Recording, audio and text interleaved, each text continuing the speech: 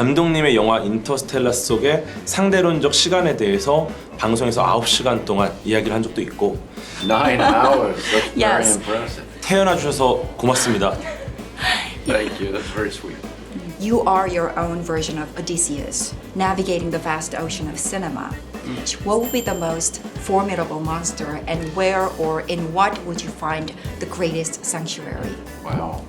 That's a hard thing. It's a great question. It's a hard one to answer. I mean, I will say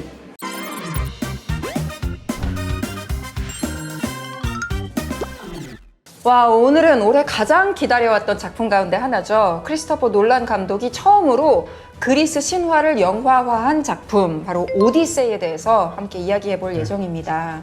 원작은 뭐 당연히 3000년이 넘게 살아남은 호메로스의 대서사시 오디세이아가 되겠죠.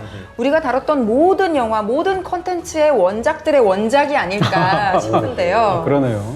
어쩜 이렇게 오래전 이야기가, 수천 년 전의 이야기가 최첨단의 기술과 만나서 2026년에 또 전 세계 관객들을 열광시키고 있는지 그 이야기를 차근히 나눠보도록 하겠습니다.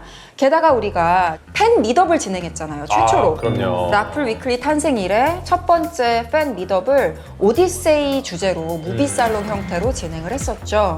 그만큼 올해 단연코 최고의 기대작이라고 할 수 있는 게 오디세이겠고요.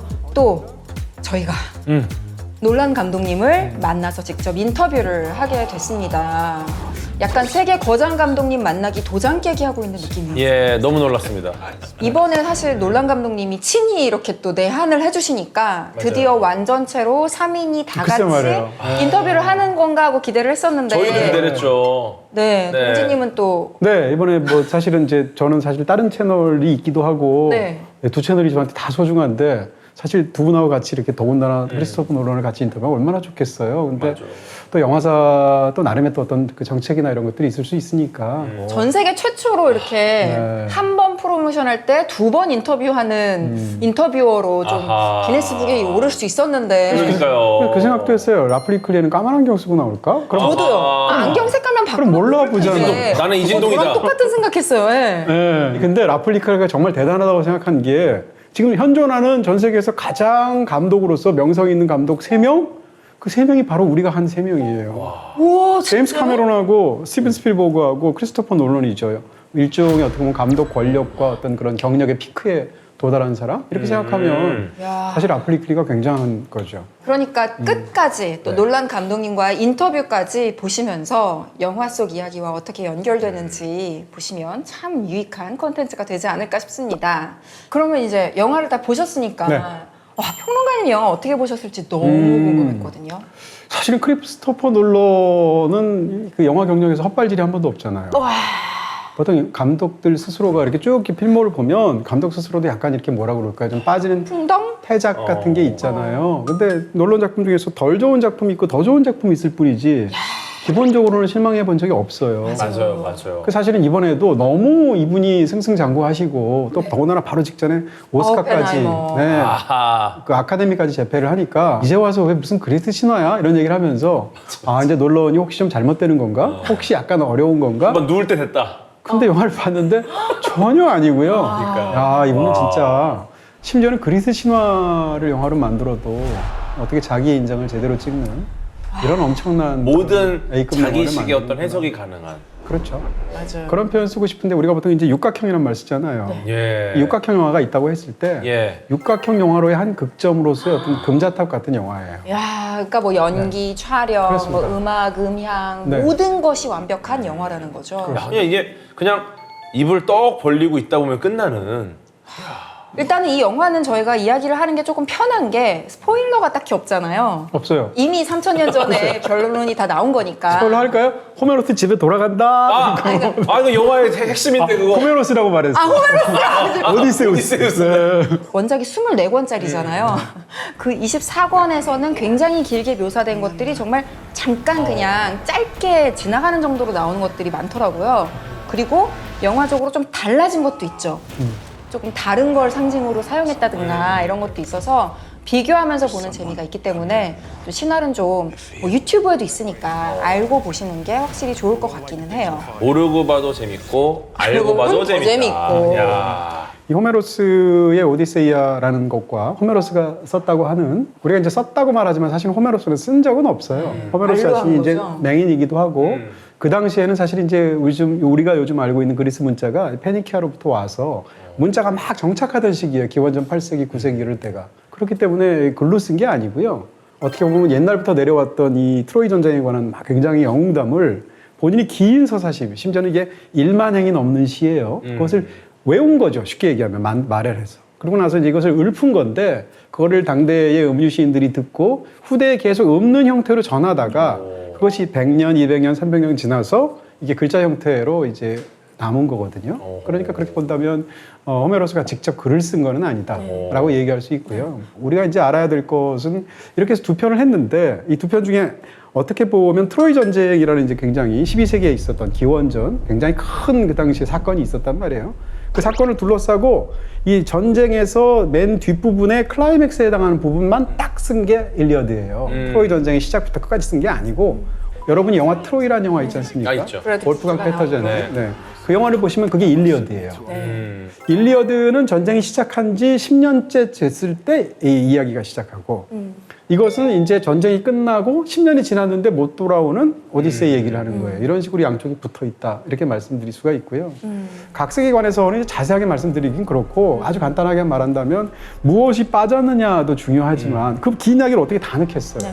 중요한 거는 없는 이야기를 집어넣었다는 거예요. 그 두 가지가 굉장히 중요한데 하나는 여러분이 영화에서 보시게 될 영화를 보면 저는 가장 인상적인 인물 중에 하나예요. 신혼이라는 인물. 아, 네. 엘리어 페이지가 연기하는. 네. 근데 신혼은 원작에 없는 인물이에요. 네. 베리 길루스가 몇백 년 뒤에 역시 트로이 전쟁 이야기가 부분적으로 나오게 되는 대서사시를 썼단 말이에요. 그게 아이네이스라는 서사시인데 그 아이네이스의 신혼이라는 사람의 얘기가 나오는데 네. 거기서도 심지어는 좀 다르게 나와.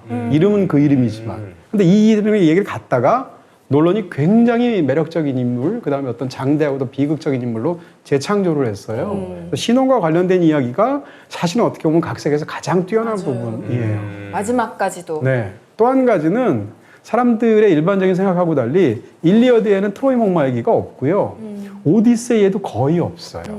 회상으로만 몇 번 등장할 뿐이죠. 아주 짧게 그냥 나오는 정도이고, 그러니까 영화를 보시면 알겠습니다만 트로이 목마로 인한 어떤 전쟁과 전투가 영화에서 사실상 3번 나오고 그게 굉장히 중요하면서 특히 클라이맥스를 대미를 장식하는 시각적으로나 주제적으로 너무 중요한데 그 가장 중요한 사건이 사실은 호메로스는 그 양시에서 다루지 않았다라는 거예요. 각색의 천재네요, 진짜. 그런 측면에서 보면 저는 굉장히 훌륭한 각색, 이거 현대화된 각색이다 이렇게 생각하죠. 음유 시인들이 계속해서 이 호메로스 얘기를 전했잖아요. 그럼 전할 때 좀 유능한 음유 시인들이 이야기를 좀 넣은 것도 있을 것 같고. 그럼요. 계속 살이 붙는 거죠. 그럼 MSG도 어쩌면 치고. 현대 사회의 크리스토퍼 놀란도 일종의 지금의 음유 시인의 역할을 한 거네요. 극 중에서 보면 시작하자마자 음유 시인으로 시작하잖아요. 트래비스 스캇이 나오죠. 트래비스 스캇이 나오잖아요. 그 장면을 보면서 놀러는 그렇게 얘기하는 거죠. 만약에 호메로스가 오늘날 살아있으면 래퍼구나 이렇게 생각한 거예요. 그래서 래퍼 중에서 그 유명한 트래비스 스캇을 데려다가 그 장면을 하게 하는 거예요. 그러니까 이런 식의 어떻게 본다면 재창조할 때 제대로 된 액자까지 만들어서 사실상 집어넣은 거다. 천재인 것 같아요.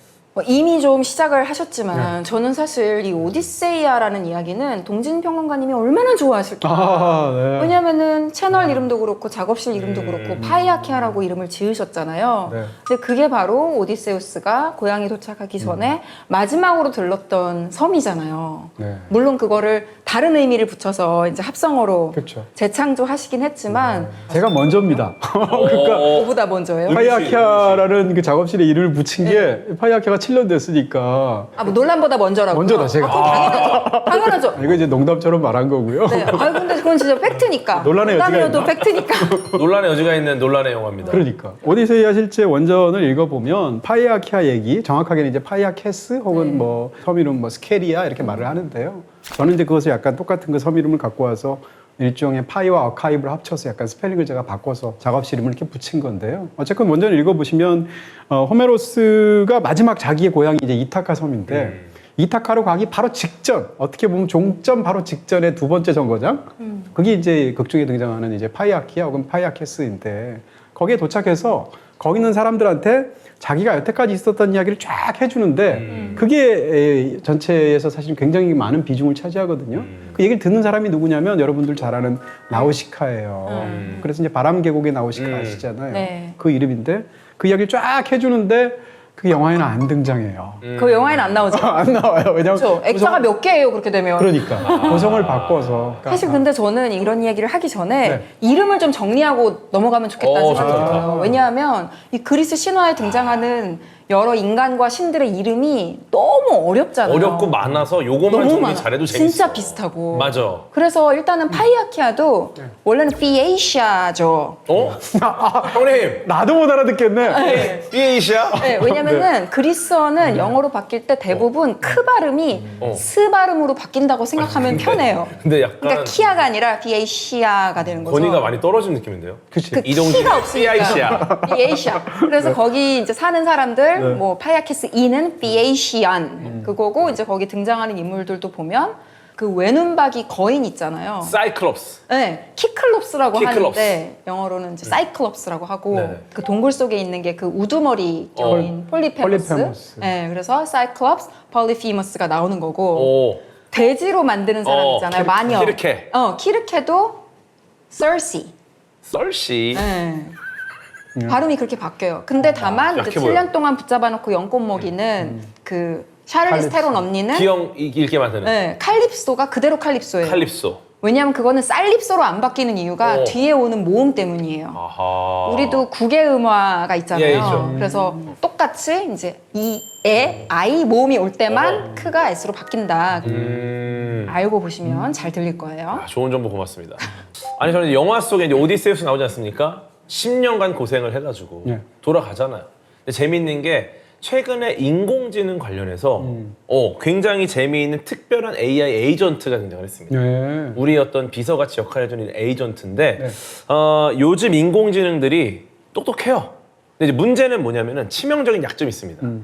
짧게는 똑똑한데 길게 보면은 사실은 좀 멍청한 짓 한다는 거죠. 그래서 요거를 해결하기 위해서 프린스턴 연구진들이 AI에게 조금 가혹할 수도 있는 실험을 했는데 80년대 고전 게임 아실지 모르겠는데 그 슈퍼마리오 랜드를 보시면은 이제 그 연속으로 뭔가 목표를 계속해서 해나가야 굉장히 긴 미션을 깨는 거잖아요. 그러니까 예전에는 게임들한테 이렇게 뭐 벽돌을 깨라 이런 게임들은 잘했는데 슈퍼마리오 랜드처럼 굉장히 연속적인 선택을 하면서 오랫동안 목표를 유지해야 되는 게임에서는 성과가 잘 나오지 않았습니다.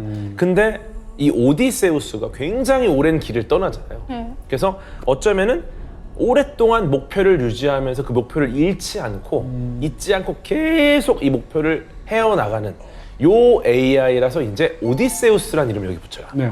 그래서 이제 연속적인 판단을 해야 되는 상황인데 이게 영화 속 그 내용이랑 기가 막히게 연결이 돼요. 그럼 어떻게 이 오디세우스 AI는 이 먼 목표를 잃지 않고 유지하면서 이 긴 미션을 해냈을까? 네. 첫 번째 비법이 역할 분담이에요. 역할 분담. 그래서 AI를 보통 훈련할 때 어떻게 하냐면 게임을 직접 플레이하는 이제 배우, 액터 모델이 있고요. 그다음에 요거를 평가하는 심판, 크리틱 모델이 있습니다. 요 둘이 함께 일을 하는데 이 둘에게 최고급 사양의 어떤 하드웨어를 지급을 해서 굉장히 고사양의 어떤 처리를 하게 만들어놨어요. 네. 그럴 땐 어떻게 되느냐? 그 메모리 용량이 터져버립니다. 그러니까 비용도 많이 들고 자꾸 시스템이 뻗어버리는 현상이 발생하는 거죠. 왜냐면 목표 자체가 멀다 보니까. 그래서 요걸 해결하기 위해서 일단 화면을 보고 적이 어디 있는지를 판단해서 모든 거를 다 확인하면서 판단하는 배우 역할에는 굉장히 똑똑한 VLM한테 역할을 맡기고 심판 역할에는 어떤 걸 맡기느냐? 비교적 가벼운 CNN 그냥 보고 지금 행동이 점수가 올랐냐 떨어졌냐 살았냐 죽었냐 요것만 계산을 해요. VLM은 뭐고 CNM은 뭐예요? VLM은 거대 시각 언어 모델이고 얘가 굉장히 눈이 밝고 똑똑한 애라고 보시면 돼요. 네. 그리고 CNN은 합성곱 신경망이라는 모델인데 네. 얘는 이제 계산을 잘합니다.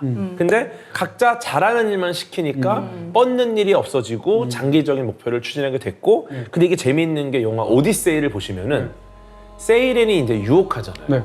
오디세우스는 선원들의 이제 귀를 다 막아서 이제 그냥 얘네들은 판단을 단순화시켜요. 그냥 노만 젓는 거야. 네. 그 다음에 본인은 묶여서 이제 들을 거 다 듣고 하는 거예요. 그렇죠. 그러니까 이 VLM 모델을 자기를 쓰고 아, 나머지 항해사들은 못 잡는 CNN 모델로 사람들을. 돌려서 네. 안정적으로 배가 가는 거죠. 아 이거 진짜 맞는 말인 게 어. 사실 세일엔 때만 그런 게 아니라 어. 크립디스랑 스킬라 사이에 네. 통과할 때 바다괴물하고 원래 오디세우스는 그 모든 조건을 알고 있잖아요. 아, 그쵸, 원작에서도 그쵸. 그렇고. 근데 그거를 부하 직원들한테 다 얘기를 하면은 이게 배가 산으로 갈 거 아니에요. 아. 그러니까 통솔을 위해서 어쩔 수 없이 자기가 알고 있는 정보를 숨기잖아요. 어. 그래서 몇 명이 희생되는 거를 방치하잖아. 이것도 롤플레잉을 한 거지. 이 오디세우스랑 연결이 돼 있어요. AI 오디세우스. 또 두 번째가 뭐냐면은 그래요? AI한테 매를 들지 않고 칭찬만 하는 긍정 편향 필터링. 계속해서 좋은 것만 칭찬했더니 좋은 쪽이 강화가 돼서 장기 목표를 달성했고 말씀하신 게 세 번째 이유거든요. 네. 이게 그 실전에 들어가기 전에 이 네. 게임에 들어가기 전에 이 AI 오디세우스가 슈퍼마리오 랜드에 대한 매뉴얼을 굉장히 열심히 읽습니다. 즉 공부를 충분히 해요. 이게 뭐냐면은 영화 오디세이를 보시면 예언자 테이레시아스가 네. 오디세우스한테 예언을 전하잖아요. 네. 그래서 일단 웬만한 정보를 주고 이걸 아는 채로 공부하고 네. 이제 위협 상황에 들어간다는 거죠. 그쵸. 오디세우스 혼자 알잖아요. 그렇죠. 미리 한 5,000장 정도의 마리오 게임 화면을 보여줍니다. 마치 예언자한테 들은 것처럼. 예언자한테 미리 내가 당할 모든 위협 상황을 들은 거죠. 이 세 가지 비법을 다 합쳐서 이 오디세우스 AI가 굉장한 성과를 올립니다. 어느 정도냐면은 보통 다른 AI가 마리오 게임에서 300점에서 500점 정도의 결과를 획득했었어요. 근데 이 오디세우스가 무려 1511점을 획득. 네. 네. 그러니까 기존 AI 대비 한 5배 정도의 성과를 내는 거죠. 사실 이제 이 영화 오디세이 중에서도 우리가 뭐라 그럴까 주제의식이라고 그럴까 다루는 화두라고 그럴까 이런 게 굉장히 많단 말이에요. 근데 영화에서 굉장히 중요하게 다룬 것 중에 하나가 이 오디세우스와 부하들 간의 관계예요. 영화에서 보면 오디세우스는 이 모든 난관을 자기가 총책임자이고 왕이기도 하고 이렇기 때문에 자기 부하를 원래 12척의 부하들을 데리고 가다가 결국 배가 다 부서지고 한 척 남고 결과적으로는 자기 혼자 살아가게 됐는데 그 사이에 부하들한테 어떻게 했냐면 예를 들어서 동굴에 가서 그 거인이었던 폴리페모스로부터 빠져나올 때도 그랬고 폴리페모스가 사람을 한 2명 먹으면 배가 차서 더 이상 안 먹어요. 영화에서 보면. 그러니까 누가 죽을진 모르지만 2명을 죽게 내버려둬요. 그럼 한두 명을 죽고 그 다음부터는 안 먹게 되면 그 사이에 피신한다거나 도망친다거나 이렇게 한단 말이에요. 그 다음에 아까 말씀하신 것처럼 바다 괴물이 있고 소용돌이가 있다고 했을 때 어디를 선택하냐고 했을 때 이 바다 괴물한테 가면은 6명만 잡아먹히면 나머지는 안 죽거든요. 그러니까 무슨 얘기인가 하면 부하들 전체를 살린다는 명분은 있지만 그 중에 누가 그 중에서 2명이 죽을지 6명이 죽을지는 무작위로 희생시키는 거예요. 어떻게 보면 사람을 도구화한다고 볼 수도 있겠죠. 거기다가 정보는 자기만 가져요. 그 바다 괴물이든 소용돌이든 여기에 대해서도 사전에 자기가 들은 얘기가 있는데 같이 논의하는 게 아니고 언제나 혼자 독단적으로 결정하고 부하들은 모르는 상태에서 잡아먹히거나 빠져나가요. 거기다가 또 어떤 일이 벌어지냐면 이 부하들이 죽었을 때 시신을 이제 챙겨주고 장례를 베푸는 게 그리스 신화에서 너무 중요하거든요. 네. 근데 부하의 시신을 챙기기보다는 그 부하가 남긴 반지를 빼서 빨리 거기를 생존하기 위해서 빠져나가는데 급급해요. 그리고 마지막으로 얘기한 세이렌에 관한 얘기도 보게 되면 세이렌의 경우에는 부하들 뒤를 다 밀랍으로 막게 하고 노만 적게 하잖아요. 그럼 자기도 들으면 안 되잖아. 자기는 너무 듣고 싶거든. 그러니까 도체에 자기를 묶은 다음에 혼자서 그 욕망의 노래를 듣는 거예요. 결과적으로는 안 좋아졌지만. 그러니까 자기의 욕망을 스스로만 채우려고 하고 정보도 혼자 독점하려고 하고 부하들을 일종의 양화된 어떤 독립적인 어떤 숫자로만 보는 거예요. 그래서 희생시키기도 하고 이 모든 일을 하다가 자기가 어떻게 잘못했는지를 깨달아요. 그게 칼립소에서 칼립소한테 얘기하다가 깨닫는 거거든요. 그렇게 해서 그것을 해결하기 위해서 자기가 그렇게 희생시켰던 가장 중요한 부하가 바로 신혼인데 신혼의 이름을 자기가 나는 신혼이다라고 말함으로 인해서 그것을 해결하는 과정이 이타카에서 과정으로 볼 수 있어요. 그러니까 이런 식으로 어떻게 보면 그 AI 체계 안에서는 그게 굉장히 흥미로운 효율이겠지만 이게 인간의 문제니까 영화에선 전혀 다른 맥락의 주제의식에 가닿게 된다 이렇게 말할 수 있죠. 연결되는 부분이 있는 네, 진짜. 그렇게 비교해서 보면 또 흥미로울 것 같아요. 지금 장면들을 막 다 언급을 하셔서 그게 머릿속에 막 떠오르는데 일단은 뭐 바다 장면이면은 진짜 바다, 배를 타는 거면 진짜 배, 동굴이면 진짜 동굴을 가서 찍었잖아요. 그쵸. 그러니까 크리스토퍼 놀란은 제일 못하는 게 CG 쓰는 거라는 말이 있을 정도로 정말 CG를 최소화하고 모든 걸 실제 카메라 안에 담는 방식으로 촬영을 했죠. 그래서 그 배 노저을 때도 노젓는 사람이 전부 다 배우가 아닌 거 알죠? 그 중에 진짜? 절반은 진짜로 그 배 빌려온 곳에서 배가 나가야 되니까. 네, 배 젓는 전문가들인 건데 오. 그분들이 있어야지 이 배가 실제로 움직일 수 있으니까. 리얼이네요, 리얼. 물론 배우들을 훈련시키기도 했지만 같이 그냥 영화 속에서 노를 젓고 계신 거죠. 진짜 바닷속에 들어가서 우리가 경험하는 어떤 신화적인 상상력들을 직접 닿을 수 있게 한 거 아닌가. 이걸 위해서는 CG보다는 실제 바다가 맞다라고 판단하신 건데 어떻게 보세요? 정말 정교한 CG, 너무너무 잘 만든 바다 CG는 구분이 가능할까요? 향후에는 구분 못할 것 같은데요. 더 지금은 발달하면. 네. 요거는 바다인지 실제인지를 구분 가능하다. 짧게 보여주면 아닐 수 있지만 아. 네. 저는 이제 집에서 작은 화면으로 볼 때 구분을 못해도 극장에서 큰 화면으로 보면 오. 구분할 수 있을 것 같아요. 지금은. 이게 특히나 컴퓨터로 구현하기 어려운 게 바다 촬영이긴 해요. 네. 왜냐면은 그냥 물을 구현하는 게 아니거든요. 바다 촬영이 물만 구현하는 게 아니라 파도가 치는 딱 한 장면을 볼 때도 그 안엔 물이랑 공기랑 바람이랑 배랑 그럼요. 뭐 사람, 빛, 뭐 거품 그럼 이런 것들을 다 봐야 된다는 거죠. 유체역학이지. 네. 그리고 이제 파도 같은 경우도 반복되진 않잖아요. 이 세상에 똑같은 파도가 두 번 치지 없어요. 않는다잖아요. 네.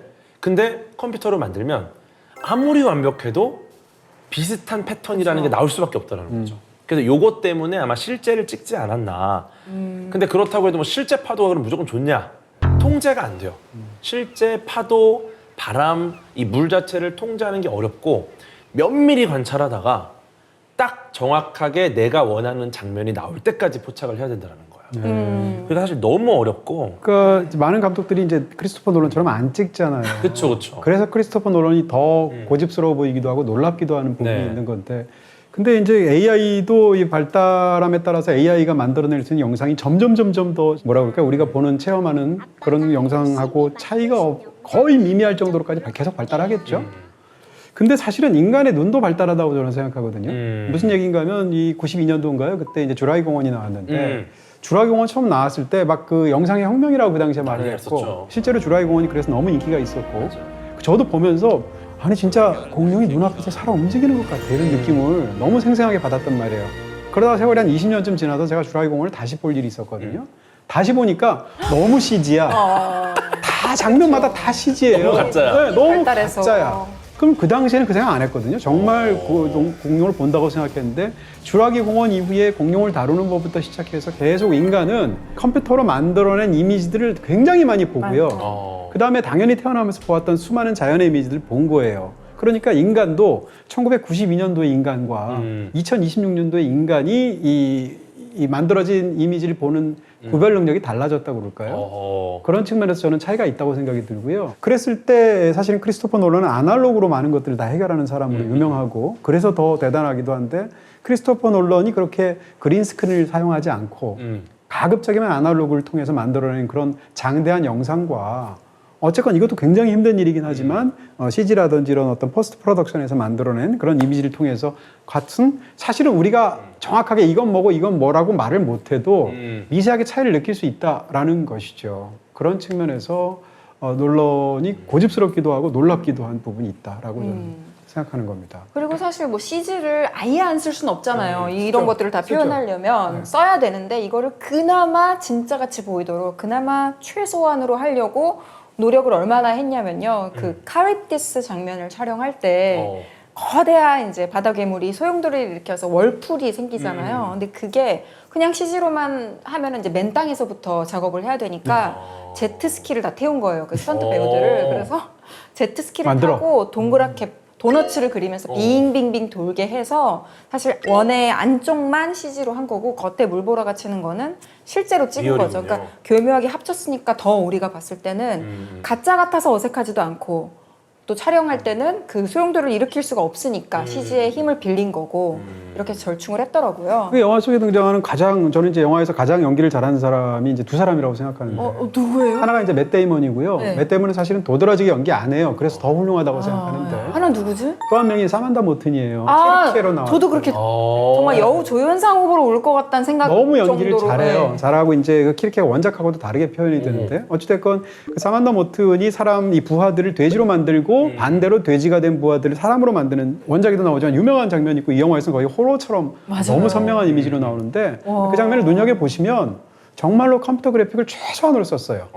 그래서 예를 들면 무슨 뭐 어떤 모형을 사용하는 방식이거나 아니면 편집을 사용하는 방식이거나 배우들의 어떤 연기나 뭐 이런 걸 통해서 만들었는데 사람이 돼지로 바꾸는 장면을 컴퓨터로 만들기가 얼마나 쉽겠어요. 물론 어렵지만 대부분의 영화는 다 그렇게 할 거 아니에요. 몰핑을 사용한다든가 해서 쉽게 바꿀 거 아니에요.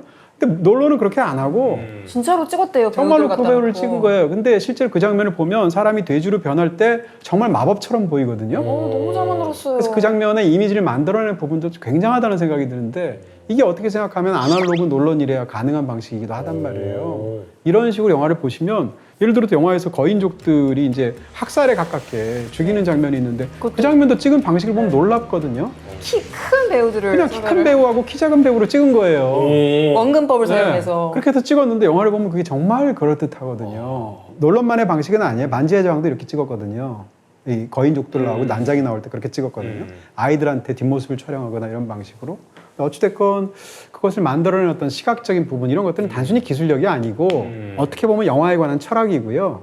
거기다가 연출력이라고 말할 수 있죠. 이런 면에서 사실 놀란 감독이 예전에 개봉했던 그 트로이라는 영화의 감독을 맡을 뻔했다고 하잖아요. 근데 그때 내가 만약에 이 트로이 목마 장면을 연출한다면 어떻게 할까? 굉장히 사로잡혀서 열심히 연구를 했는데 그때부터 이미 나는 목마를 조금 더 믿을 수 있게 설득력 있게 모래에 반쯤 잠긴 모습으로 등장시켜야겠다라는 생각을 이미 했대요 그때. 압도적이죠 영화. 네, 그래서 그 뭐 히메시 파텔 이런 사람들이 인터뷰한 거 보니까 어렸을 때 트로이 목마 이 신화 얘기 들으면서 안 믿었대요. 근데 딱 세트장에 도착해서 그 트로이 목마가 반쯤 기울어져 있는 상태를 보고 믿게 됐대요 그 신화를. 일단은 첫 번째로 너무 허무맹랑하게 크게 만들질 않았어요. 10m 좀 너무 크면 건물 같잖아요. 그러니까. 근데 10점 한 7m 정도로 약간 아담하게 만들었고 두 번째가 바퀴를 없앴어요. 근데 바퀴가 있으면 사실 저 끌고 들어가 주세요라고 하는 거잖아요. 수레 느낌도 나고. 네, 그래서 바퀴가 없어서 아주 힘겹게 밧줄을 묶어서 끌고 가는 장면이 나오죠. 그리고 히메시 파텔 같은 경우는 이제 첫 촬영장 날이 도착한 날이 목마 장면이었던 거예요. 그래서 감독님한테 인사드리려고 감독님 어디 계시냐고 했더니 사람들이 목마 안에 저 안에 계시다고. 네. 그래서 그 안에 정말 이 큰 아이맥스 카메라를 쥐고 감독님이랑 배우들이랑 그 조그만 공간 안에 들어가서 찍은 거예요. 근데 중간에 맷 데이먼이 잠깐만 나갔다 다시 들어오자고 쉬었다 찍자고 너무 힘들다고 했더니 절대 안 된다고. 지금 이게 몇 명이 나가면 우르르 이 안에 있는 탑이 다 그러겠죠. 무너지잖아요. 그래서 지금 나가면 아무도 다시 들어오려고 안 할 테니까 쉬었다 가면 안 되고 계속 이어서 가야 된다고 하면서 거기 몇 시간 동안 들어가서 찍었대요. 리얼하긴 하겠네요. 몰입하기. 네, 그 목마 장면 정말 스릴 넘치잖아요. 그렇죠. 막 찔러보잖아요. 안에 누가 있나 없나. 칼 이거 예고편에도 나오잖아요. 안에도 음식도 문제지만 배설을 해야 되는데 그걸 다 그대로 하고 정말 뭐 전염병 같은 상황이 될 정도로 굉장히 안 좋을 텐데 몇 날 며칠을 해변에서 있거든요. 그 상황에서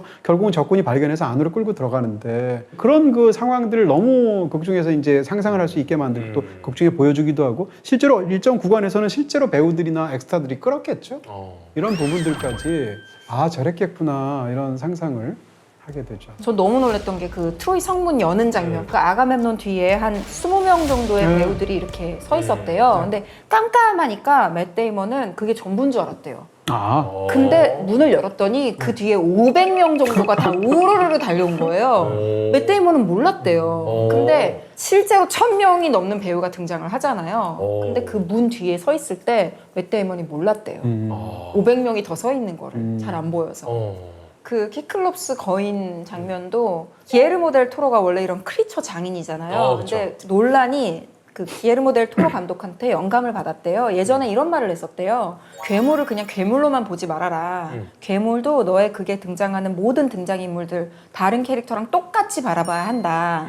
그런 말을 했기 때문에 18m 되는 거인을 실제로 인형으로 만들어서 빌 얼윈이라고 하는 뭐 배우가. 배우이자 코미디언이자 토니상까지 수상한 사람이고 또 직업이 광대이기도 하고 안무가이기도 한데 인터스텔라에서 AI 로봇 나오잖아요. 네네. 타스. 타스. 그 타스 조종하고 목소리 했던 분이 바로 이번에 키클롭스를 담당했죠. 오, 굉장히 멋있는데 타스도. 배우들이 연기를 할 때 일단 너무 좋죠. 그쵸. 실제로 있으니까. 눈앞에 물리적으로 현존을 하니까 너무 그러니까 편했다고 그게 사실은 하죠. 배우하고도 관련이 있는 거예요. 크리스토퍼 놀런의 영화들에서 연기들이 점점점 좋아진다는 제가 이야기도 하고 인터스텔라를 찍는다고 한번 생각해 보세요. 그럼 인터스텔라에 등장하는 우주선이 있을 거 아니에요. 일반적으로는 우주선을 조종하는 이 부분만 작게 해서 세트로 만들고 나머지는 뭐 CG를 한다거나 이런 식으로 보통 만들죠. 크리스토퍼 놀런은 실제로 우주선을 전체로 통째로 만들어요. 인듀어런스. 네, 그다음에 발사만 안 될 뿐. 일반적으로 그 인터스텔라에서 이제 우주선 안에 들어가서 바깥을 보면서 우주를 보는 척 연기를 하지 않겠어요? 보통 영화는 어떻게 찍겠어요? 바깥에 그린 스크린을 두겠죠. 그쵸. 그럼 그린 스크린을 두고 그 녹색을 보면서 배우들이 와 우주 감탄하는 척 연기하겠죠. 이 사람은 그 실제로 우주 이미지를 찍어오거나 만들거나 해서 거기다 투사를 하고요. 그린 스크린이 하는 게 아니라 우주의 이미지가 있어요 앞에. 그럼 배우 입장에서도 똑같이 경탄하거나 이런 연기를 어떻게 하겠어요? 이 영화도 마찬가지인 거고 이 아날로그를 찍고 하는 것은 시각적인 질감하고도 관련이 있지만 배우들의 연기를 끌어내는 부분하고도 굉장히 큰 차이가 있고 아 우리는 또 맨날 한 가지- 그린 스크린에서 네. 찍는데. 우리는 당연히 그렇게 찍어야 돼. 지금 우리랑 비교하는 거예요? 아니 놀란 감독님의 영화랑 우리랑 비교를 하는 거예요? 우리한테는 이분들이 논란이야 진짜로. 저가형 논란인가요? 아 여기는 아니 보급형. AI 보급형. 덕영 여기는 포장. CG 사용을 최대화하는 그룹. 네, 그쵸. 정반대로. 우리는 가발을 안 썼거든요. 근데 칼립소가 돼 있더라고. 대단합니다. 네. 근데 네. 트로이 목마 이야기를 하다 보니까 나쁜 바이러스 이런 거를 트로이라고 네, 많이 네, 표현을 하잖아요. 아, 네. 이게 컴퓨터 보안 관점에서 보면 굉장히 놀라운 이 아이템이거든요. 그 일종의 해킹에 사용되는 방식인데 굉장히 강력한 해킹인 거죠. 왜냐면 보통 우리가 생각하는 해킹은 뚫고 들어가는 게 해킹이잖아요. 네. 이건 무서운 게 안에서 직접 사용자가 문을 열어줘요. 근데 이게 재밌는 게 이거를 이 상황을 우리가 알고 있는 실제 트로이 목마 상황이랑 이 컴퓨터 프로그램상의 상황이랑 엮어 생각하면 되게 재밌습니다. 뭐 예를 들어서 신에게 바치는 선물을 남겨놓잖아요. 사용자가 이거는 안심하게 만든 일종의 피싱 메시지를 남겨놓는 거고 어쩌면 이거는 인간의 심리를 이용한 굉장히 무서운 공격 방식입니다. 전쟁이 끝나기를 너무 바랬기 때문에 끝났다는 무언가가 필요했어요. 그쵸. 어, 끝났다고 근데- 믿고 싶은 거죠. 그렇죠. 근데 그게 트로이 목마라는 징표가 이거를 객관적으로 조사하는 것보다는 믿고 싶은 심리가 발동을 해서 자신들의 어떤 이 방어 장치가 붕괴된 거예요. 그러면 어떻게 보면은 그 트로이 사람들은 오히려 정상적인 사회였던 거예요. 네. 예를 들어 누군가의 선물, 누군가의 선행 이것을 의심하는 사회는 굉장히 문제가 큰 사회입니다. 영화에서 이제 그 제우스의 법이라고 해서 네. 굉장히 중요한 핵심적인 그죠? 크세니아. 주제가 네. 되죠. 형님한테 이메일이 온 거죠. 제가 이동진 평론가님의 책을 보고 서평을 썼습니다. 와 이런 거. 딱 한 번만 읽어주세요. 이거 첨부 파일 안 열어보시고 와, 나 여태까지 그런 거 다 눌러봤는데 컴퓨터 잘 돌아가요? 절대 누르면 안 되는 거구나. 네. 그래서 크리스토퍼 놀란 감독님은 어. 이메일 주소가 아예 없대요. 아 그래요? 두 가지가 없어요. 스마트폰이 없고 네. 이메일 주소가 없대요. 오. 그래서 아니 그러면은 스마트폰 없이 어떻게 사냐고 했더니 자기는 잠깐이라도 짬이 날 때 생각을 하는 게 너무 중요해서 그런 작은 짜투리 시간들을 낭비하고 싶지 않다고 그래서 폴더폰 하나만 있으신가 봐요. 천재성이라는 게 사실 이제 기발한 생각을 해놓고서 어떤 걸 습득하는 능력이기도 하지만 반대로 신경 끄는 능력이거든요. 인지적으로든 아니면 무엇이든 간에 나머지를 차단하는 거예요. 그리고 여기에다가 다 몰빵으로 해가지고 하는 사람들이 사실상 맞아요. 천재이거든요. 물론 그 자체로 뛰어나기도 하지만. 그러니까 논란도 그런 비슷한 방식을 쓰는 거죠. 네. 놀란 감독님이 얼마나 뭐 편리한 현대의 기술을 놔두고 아날로그적으로 좀 더 본질적으로 다가가는지를 보여주는 것 중에 하나가 전편 172분을 전부 다 아이맥스 필름 카메라로 촬영을 했잖아요. 근데 저는 어떻게 보냐면 20년 만에 정말 꿈을 이뤘구나라는 생각이 들어요. 왜냐면 20년 전에 2006년에 프레스티지라는 그 마술사들 나오는 영화 네네네. 처음 아이맥스 찍었을 때 논란이. 그때 처음으로 아이맥스를 한번 내가 실험을 해보자 해가지고 진짜 중요한 장면 크리스찬 베일이 자기 손가락을 자르는 그 장면에 한번 아이맥스를 테스트를 해본 거예요. 근데 바로 20년이 지났을 때 드디어 처음부터 끝까지 아이맥스로 촬영을 한 작품을 탄생시켰으니까 본인의 꿈도 이룬 거고 작년에 오디세이 촬영하기 직전에 돌아가신 분 그 부부가 다 아이맥스에서 이제 품질 관리를 담당하던 분이었는데 그분이 이제 암 때문에 돌아가셨지만 그분의 이름을 따서 카메라를 개발을 했잖아요. 맞아요. 그래서 어떻게 보면 또 아이맥스 측의 꿈도 이룬 그런 작품이 됐죠. 아이맥스 같은 경우가 뭐 우리가 보통 아이맥스 상영하는 영화들 보면은 아이맥스의 인증을 받은 디지털 방식으로 찍은 카메라로 촬영한 것들도 있거든요. 네. 근데 이번에는 아이맥스 필름 카메라로 찍었단 말이죠. 이건 정말 대단한 도전인 게 거대한 장비를 모든 곳에 들고 다녀야 돼요. 그게 많게는 네. 136kg까지 나갔잖아요. 뚜껑 다 씌우면. 어마어마하거든요. 또 이제 소리가 너무 크다 보니까 소리를 줄이려고 겉에를 씌우니까 너무 커져가지고 서로 마주 보는 배우들의 얼굴이 안 보일 정도로. 그래서 이것 때문에 거울을 달아서 서로 얼굴을 볼 수 있게 하고, 그리고 이제 많은 분들이 아니 아이맥스 그런 필름 카메라 그렇게 어려운 거야? 그냥 찍으면 되잖아 할 수 있는데 제일 어려운 게 이게 길어야 3분밖에 못 찍는 거예요.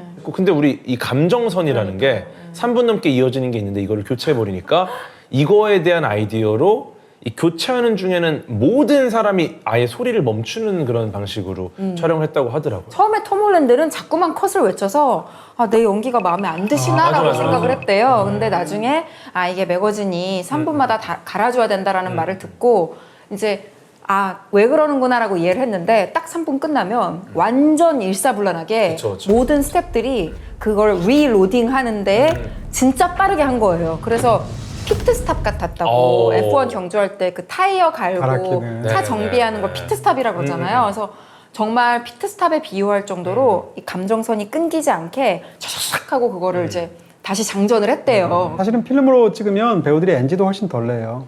예전엔 그랬었거든요. 그러니까 한 번에 딱 해야 되니까. 부담이 더 예전에는 크고. 필름으로 찍던 시대가 있잖아요. 그게 21세기가 돼서 이제 디지털로 바뀌게 됐는데 필름으로 찍는다고 가정을 해보시면 필름 값이 비싸거든요. 그러니까 필름 값이 차지하는 비용이 영화 제작비에서 큰 포션으로 들어가기 때문에 예를 들어서 특히 이제 롱테이크 같은 걸 찍을 때 뒷부분에 가서 한 6명이 찍는데 한 명이 거의 다 했는데 NG를 내잖아요. 그러니까 필름을 다 버려야 되니까 그 사람은 정말 죽을 죄를 진 것 같은 미안한 마음이 되죠. 근데 그게 사실 배우의 연기한테도 영향을 주고요. 그래서 연극을 하듯이 찍었대요. 그러니까 완벽하게 리허설을 하고 그래야겠죠. 우리가 연극 무대는 생방송이니까 그쵸, 그쵸. 라이브니까 막 실수하고 다시 가고 이런 게 없잖아요. 그래서 네. 정말 철저하게 딱 찍었다고 하고 이 필름이 사용된 필름이 640km에 달한다고 그렇다고 하잖아요. 하죠. 네, 네. 이 필름을 전부 다 잃어버릴 뻔한 거예요. 진짜요? 스코틀랜드를 입국할 때 공항 세관 직원들이 이걸 다 열어봤대요, 캔을. 그래서 놀란 감독이 이거 다시 찍을 수가 없는데 이거 노출되면 큰일 나는데 진땀을 흘리면서 그 과정을 통과했다고 하더라고요. 다행히도 이게 노출되진 않아가지고 다 그대로 세이브가 됐는데 안에 뭐 들어있냐고 다 열어봤대요. 그래도 좀 아찔했겠네요. 어떻게 될지 모르는데. 저는 진짜 최소 한 3명 정도는 연기상 후보에 오를 것 같아요. 로버트 패틴슨요? 아니면 또 아, 앤해서웨이 연기 별로였어요. 애나소웨이, NSWA가 진짜 페넬로페. 네. 그래서 사만다 모튼도 저는 와 너무 서늘하게 연기 로버트 잘했다 패틴슨도 싶었고 너무 네. 잡스러운 잡범 역할을 너무 잘하는 거예요. 너무 비열해 보이고 끝까지 비열하게 근데 이 영화가 얼핏 봐서는 사실은 배우들이 이렇게 도드라지는 영화가 아니에요. 사실 이 크리스토퍼 놀런에 대한 오랜 어떤 저의 약간 아쉬움 같은 게 몇 개가 있는데 그 중에 하나가 놀런 영화를 보면 사실은 배우들이 그렇게 돋보이지 않아요. 예전엔 그랬었거든요. 영화가 너무 웅장해서 배우를 그래요. 압도하나요? 어떻게 보면 약간 배우가 도구처럼 보이는 부분들도 있고 어떤 영화들, 어떤 감독은 배우를 도드라지게 하는 방식으로 네. 유명한 감독들이 있는 반면에 놀런은 그런 사람은 아니었거든요. 근데 최근으로 올수록 놀런 영화 속에서 배우들의 연기가 굉장히 좋아요. 이런 걸로 봐서 이제 놀랍다는 게 하나고 또 하나는 크리스토퍼 놀런이 인간의 감정을 처리할 때 특히 이제 뭐 러브 스토리 같은 걸 처리할 때 상대적으로 좀 덜 다가오는 것 같은 그런 느낌이 있었는데 역시 이것도 드라마가 더 깊어졌구나. 네 그런 측면에서도 네, 우리가 이제 놀런의 약점이라고 생각했던 게 뭐 예를 들면 액션에 약하다던가 드라마에 약하다던가 지금 말하는 대로 배우들의 연기 이런 부분인데 이번 영화로 보면 사실은 하나도 없어요. 하나도까진 모르겠으나 정말 이제는 그게 그렇게 약점으로 느껴지지 않죠. 장점은 그대로고 맞아요. 오히려 원래 오디세이아가 12권에 달하는 그 절반 정도가 고향에 돌아가고 나서의 이야기거든요. 고향 이타카에서 다시 잃어버렸던 자기 아버지 자리, 남편 자리 이 자리를 찾는 과정이 크기 때문에 사실은 막 텔레마쿠스하고 페넬로페가 대화하는 장면이라든가 아니면 오디세우스하고 페넬로페가 대화하는 장면 이런 것들이 너무 중요해요. 근데 그런 대화가 이번 영화에서는 묻히지 않고 정말 도드라지게 잘 보였던 것 같아요. 그리고 IMAX로 촬영을 해서 그런지 더 잘 보여요. 그 깊이감과 이런 게 더 잘 보여서 당연히 해상도가 높으니까. 네, 정말 얼굴을 내 앞에다 놓고 근접 촬영했을 때 배우가 내 앞에서 얘기하는 것 같이 느껴지더라고요. 근데 그 문학사에 관한 이제 그런 것을 연구한 책들 보면 굉장히 재밌는 게 오디세이아가 24권이거든요. 24권 중에 앞에 12권은 이타카 들어가기 전 이야기.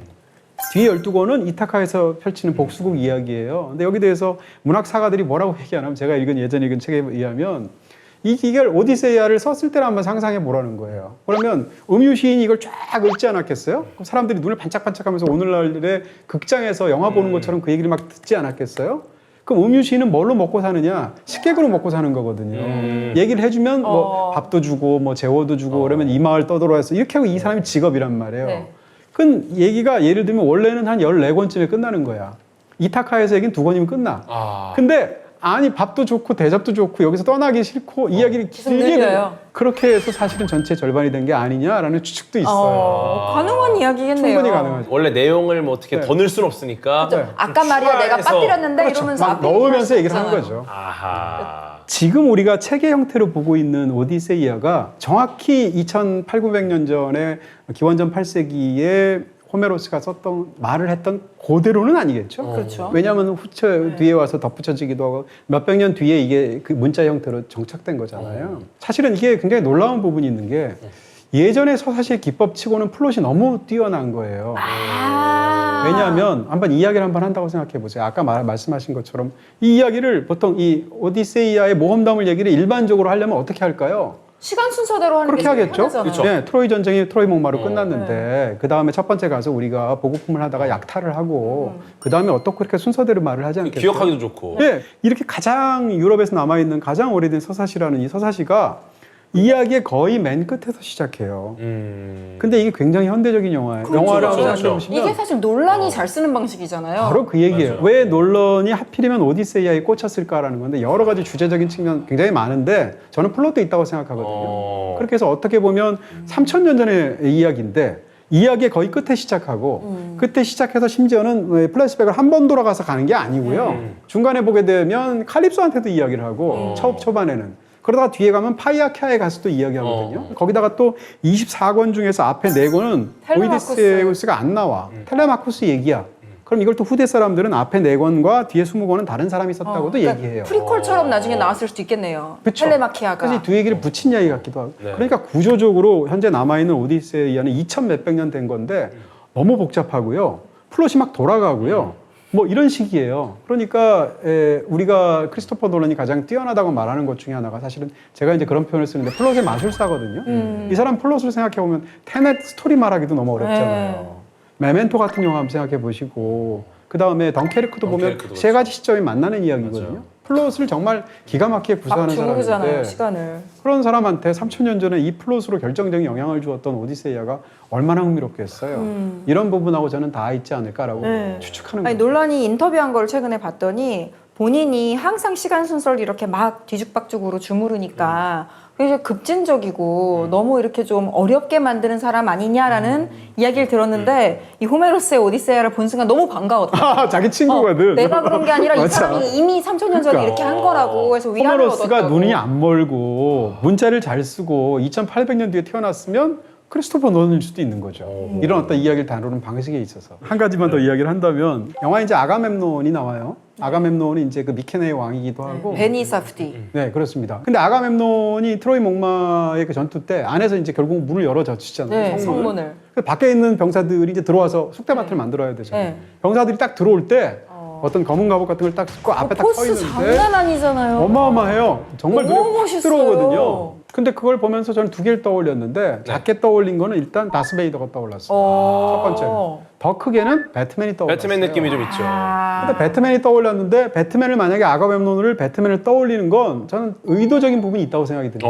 무슨 얘기인가 하면 결과적으로 얘기하면 한 감독이 평생 만드는 어떤 이야기가 있고 세계관이 있을 때 매번 다르면 그 사람 이상한 사람이에요. 네, 그렇죠. 세상을 바라보는 시각이 있는데 네. 어떻게 보면 한 감독은 평생 한 가지 이야기를 계속 바꿔서 만든다고 말할 수도 있어요. 네. 그렇게 본다면 사실상 배트맨이 오디세우스예요.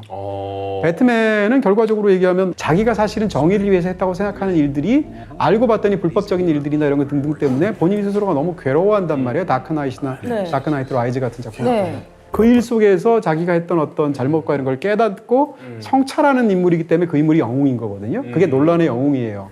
그렇게 본다면 오펜하이머도 똑같고, 마찬가지죠. 그렇죠. 네. 오펜하이머도 똑같고, 배트맨도 똑같고 마찬가지인 거예요. 또 한 가지는 인터스텔라인데 인터스텔라를 보시게 되면 인터스텔라의 구조는 사실상 오디세이하고 똑같아요. 집을 떠나게 된 이야기, 두고 온 자기 딸 이야기, 돌아가서 만나는 이야기, 뭐 등등등까지 이렇게 본다면 이번에 작품도 오펜하이머가 그랬던 것처럼 여태까지의 즉대성 같은 느낌이 있고 왜 이 이야기를 이렇게 잘 구사하면서도 꽂혀 있을까를 우리가 상상할 수 있는 부분이에요. 많이 좋아하나 보네요, 진짜 이 이야기를. 네. 한편의 오디세이를 찍은 것 같네요. 호메로스의 고전 신화가 가진 인문학적인 깊이부터 또 100% IMAX 촬영이 주는 진짜 바다를 느끼는 것 같은 이런 물리적 압도감까지 고전과 첨단 과학 그리고 영화적 미학까지 함께 아우르는 시간이었는데요. 눈치채신 분들 아셨겠지만 저희 채널 로고가 이렇게 오른쪽 위에 보이시는 것처럼 새롭게 바뀌었습니다. 그리고 한 가지 소식이 더 있습니다. 네. 저희가 사실 유독 시즌 6는 길게 왔어요. 저희가 에피소드 27까지 왔거든요. 그래서 또 잠깐 여름방학을 지내고 재정비를 하고 돌아올 예정입니다. 한여름 무더위 잘 보내시고 조금 더 선선해지면 다시 돌아오도록 하겠습니다. 여기서 끝나지 않습니다. 우리 이제 아직 반만 한 거예요. 나머지 반이 남아있죠. 말도 안 되는 시간이 남아있습니다. 이어지는 놀란 감독님과 인터뷰도 끝까지 시청해주세요. 채널 고정!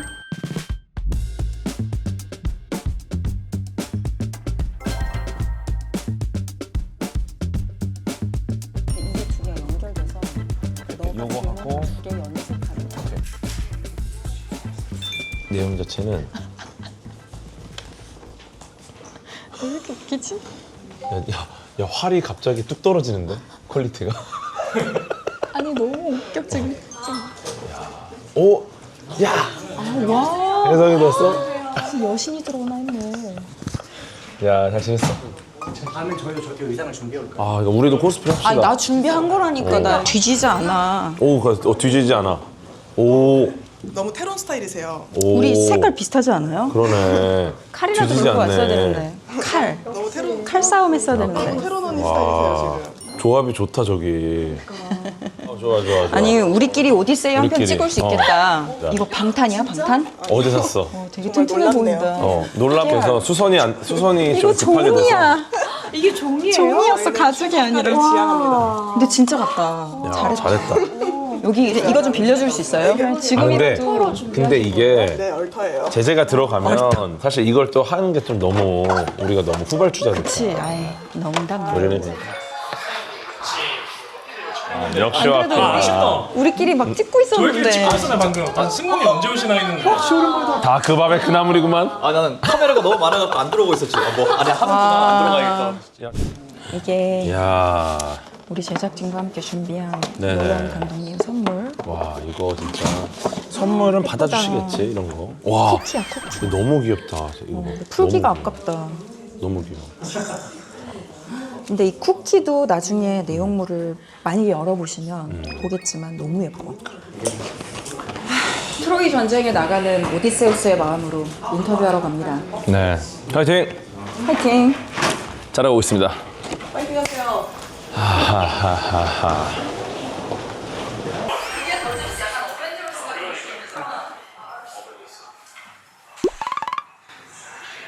It's an honor to sit down with you. Thank you. And a huge welcome to Korea, first of all.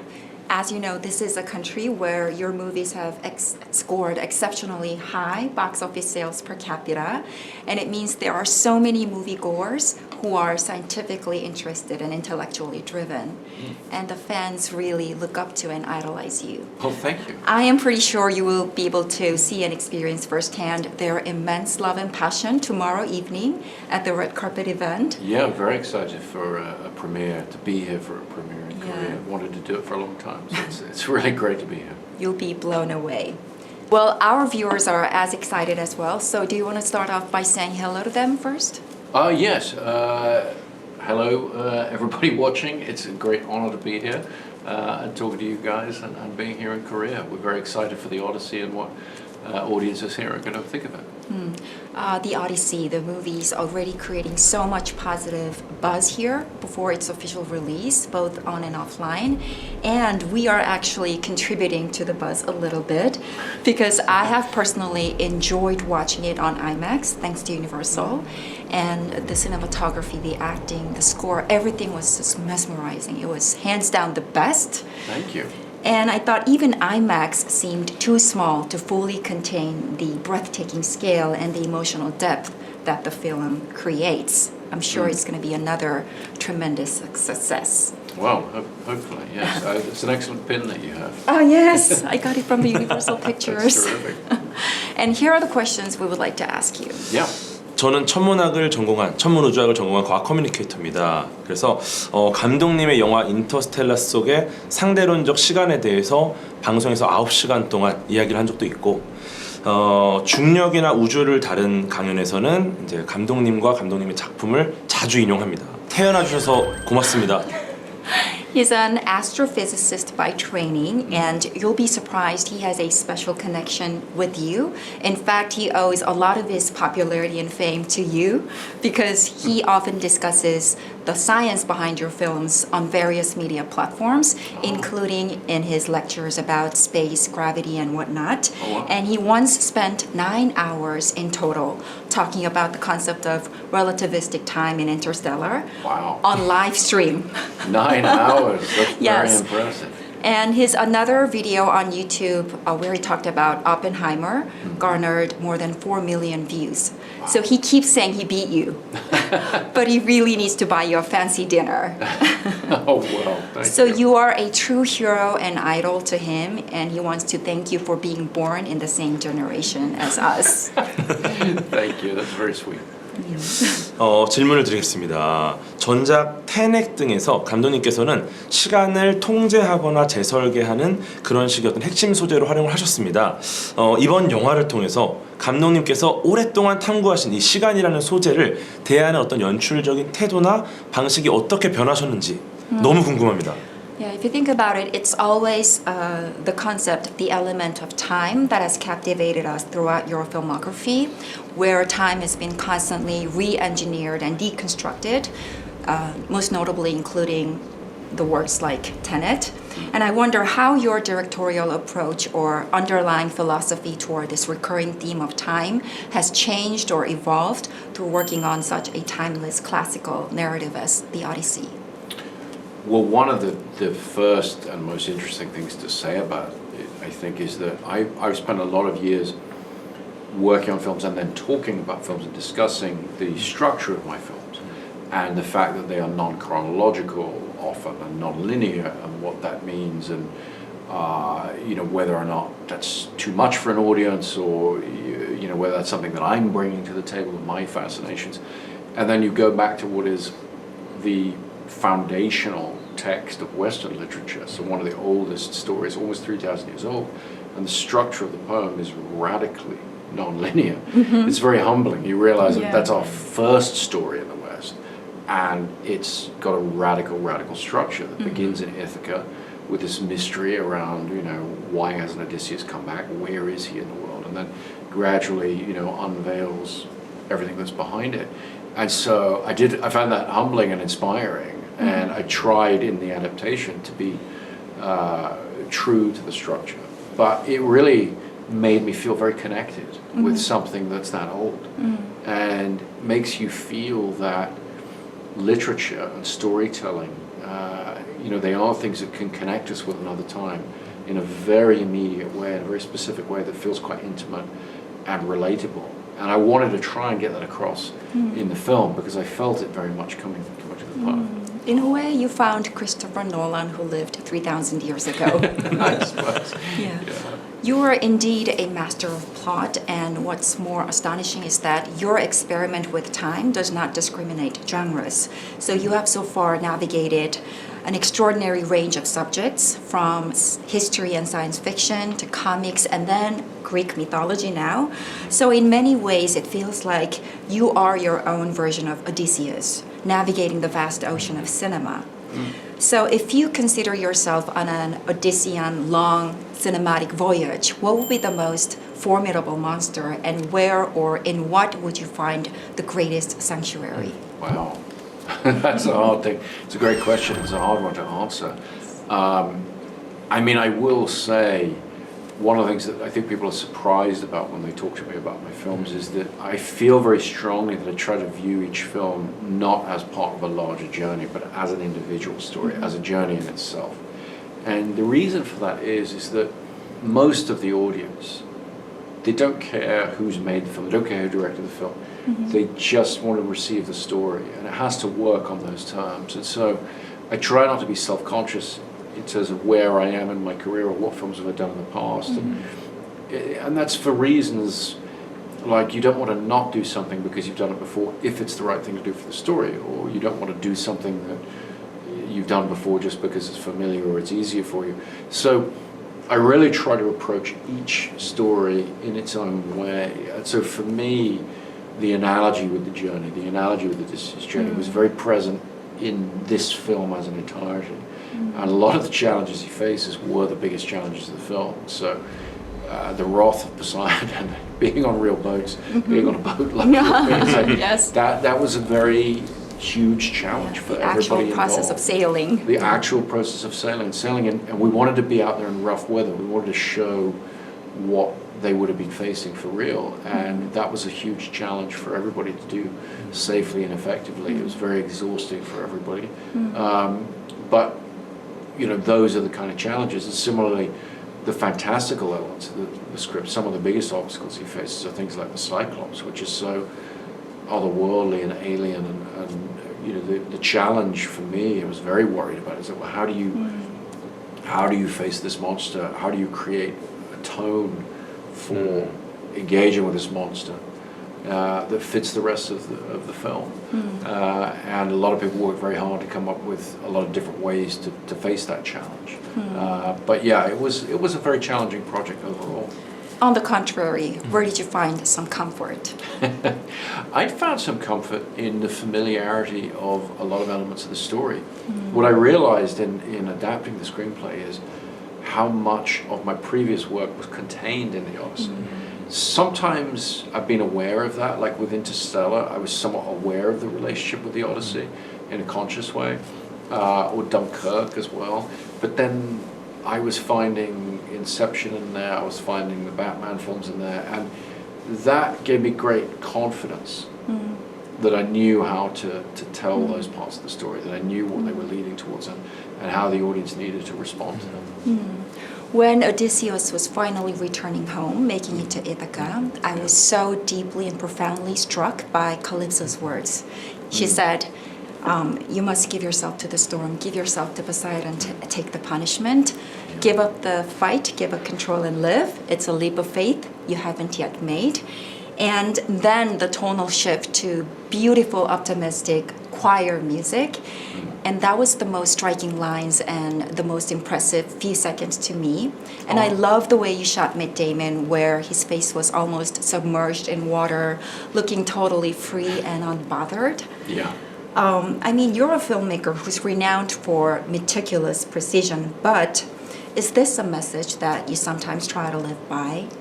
Were there any moments, either in life or during production, where you felt compelled to let go of the struggle and just surrender to the flow? I mean, yeah, it's always a tension, a balance. When you're directing a film, directing a film, you're always having to be strategic. You're always trying to control everything, but you can't control everything. And there has to be some sense of, okay, these are the cards we've been dealt. This is what the movie gods have given us, Yes, and movie we have to gods. embrace that.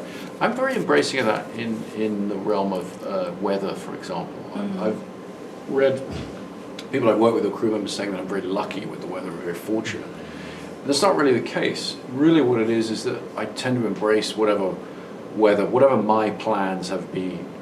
If we turn up on the day and the weather is different, I prefer to just shoot, just adapt, and just let that wash over us and see what it does to the film in a way, and see where it takes us. And some of the most interesting moments in my films have come about with accidents like that, you know.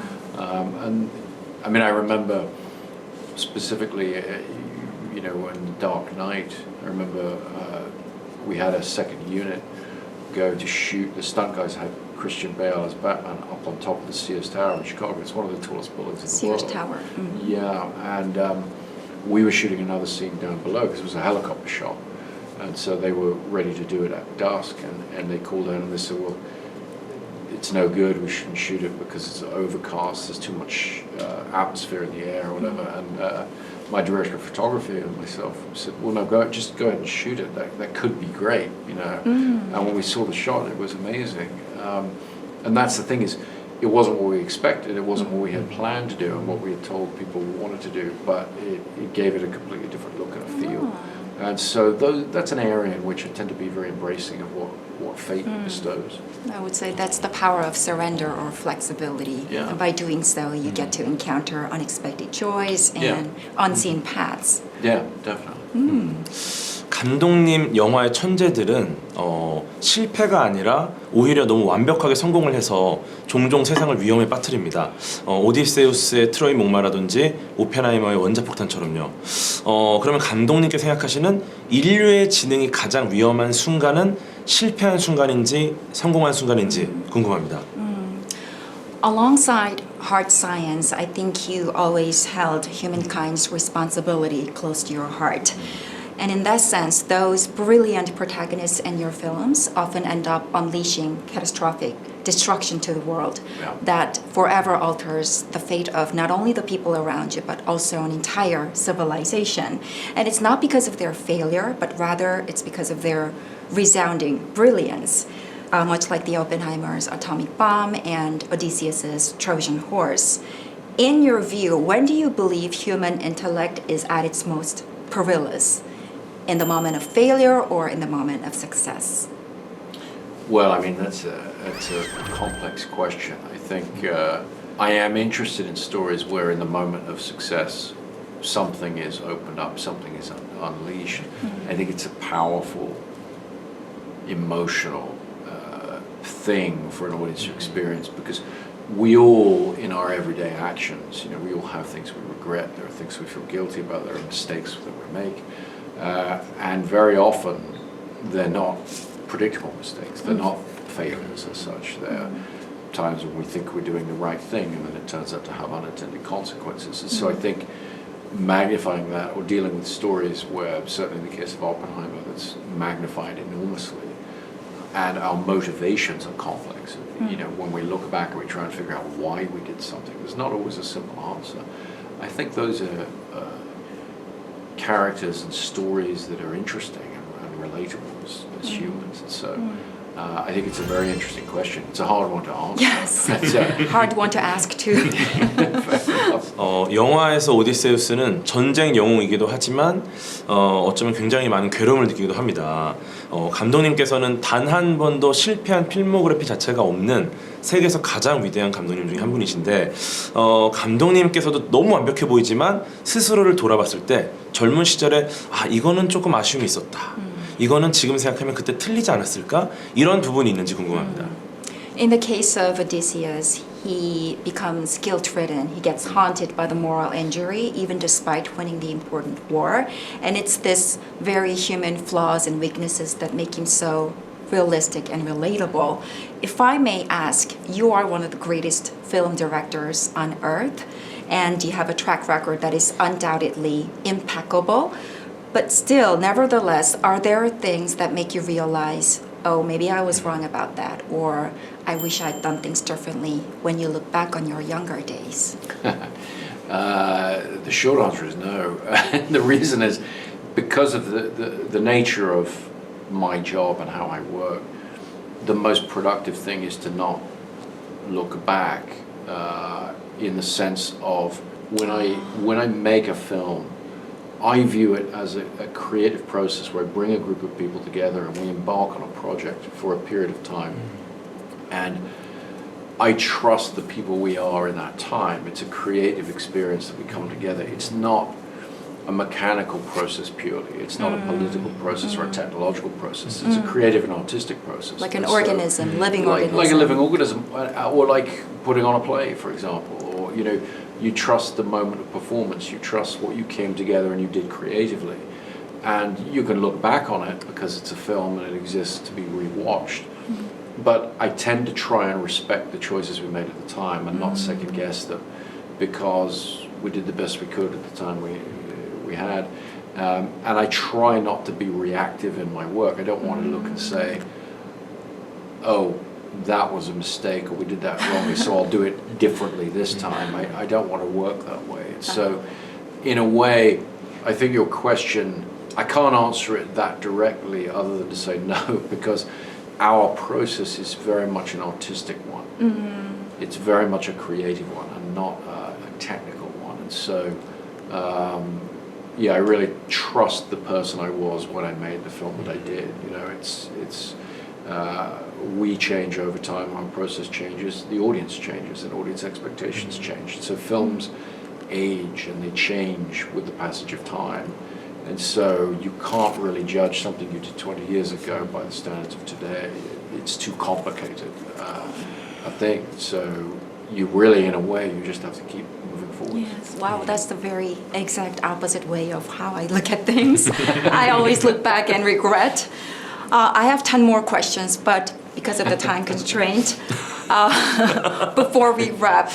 But I would like to thank you from the bottom of my heart for bringing this marvelous, legendary tale back to life again in the most remarkable style. And have you ever wondered what kind of topic will be attractive enough or challenging enough now that you've accomplished such an epic story? Well, I mean, I do one thing at a time, and for me, the process isn't finished until the audience tells me what the film is or was. We do view it as a performance almost. And so for us on Wednesday, people will come and see the film, and that will tell us what we've done. And then I worry about what's next after that. Could you please share some final comments with the Korean audience who is absolutely ready to run to theaters by now? I mean, really, I think what I want to say to the Korean audiences who maybe aren't familiar with the Odyssey at all, that this film is made for them. This film is for people who don't know anything about the Odyssey. It's a wonderful, inspiring adventure story, and I think it makes a very entertaining time in the movies. And that's really the reason to go and see the film. And so I'm really hoping that Korean audiences find something of value and something of entertainment and fun in watching this film.